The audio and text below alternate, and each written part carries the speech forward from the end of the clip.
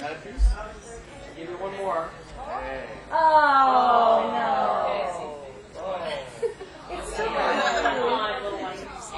It still could be food because one flew away. It's still Okay, so could be food. One flew away. Which one flew away now? the one with the little. Now you got the birds that are coming back in there, right? So there could be birds that are walking and now fly away. Yeah, but I think you picked them up.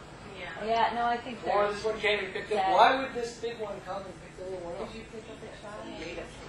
Could be a mother picking up its child or a father picking up its child. Predator prey? Yeah. Snack? Snack.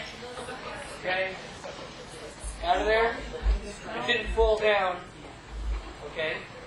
Mating? No.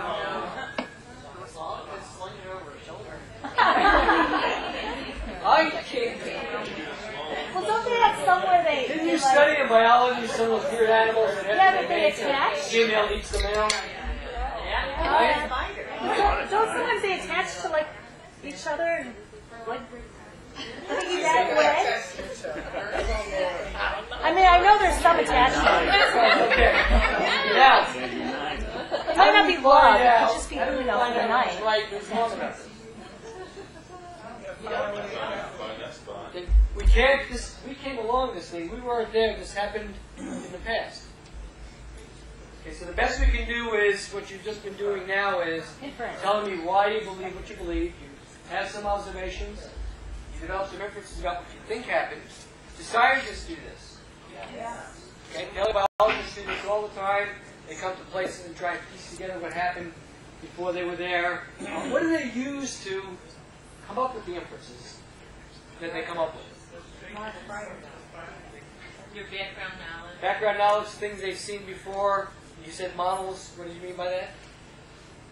Well, you envision something in your mind you want to explain to someone else, so let me show you by making this model.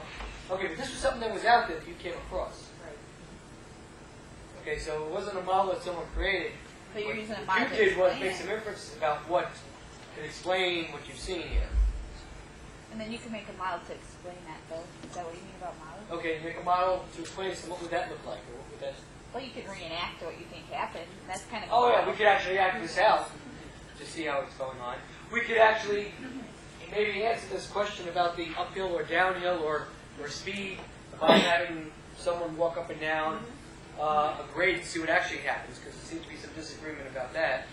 Okay, but we're not going to know. Yeah, go ahead. You could take pictures of footprints and compare them to what type, identify the type of animals, and do they tend to be predator-prey? Yeah, we can get some information about these animals from their footprints. Okay, and maybe, depending on where they're at, we could decide whether these happened at the same time or not. Because on the overhead we can't, but if we were actually out there, we might be able to date in some way the various footprints, because scientists do that. But in the end, we're going to use the evidence that we have to come up with the best inference about what went on, and scientists do that all the time, not just with these kinds of things, but anything else they observe in the natural world, they do that. Okay. And I would just close the lesson with that. You can go further with it if you want, but this is something I would use the first day of class.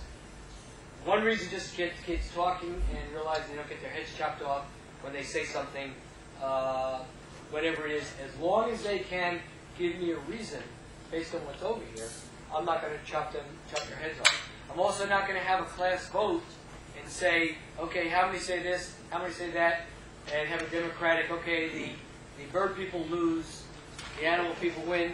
Because in science, we don't decide what actually happened by a democratic vote. We have evidence, and we have some conclusions, and that's it. Okay. But I want to get kids talking at the beginning of the year.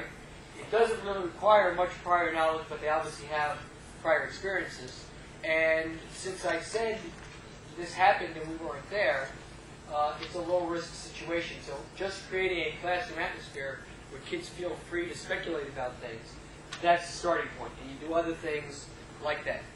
And you can follow that with things like the tube or the cans or anything where I don't expect them to necessarily come up with the right answer. Okay. Let me go to a different activity. You got that for us? You actually have this in a packet. was emailed to you a long time ago. But just like your students, you never read the packet. Did you see it in the packet? It's in there. You have a single, what you'll have in there is a single page. Make it transparent, so you can just cut it into thirds. You don't even need this. You can draw your own things on here.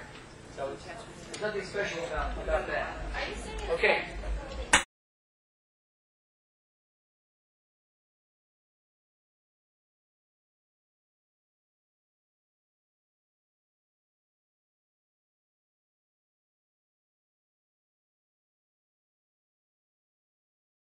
Draw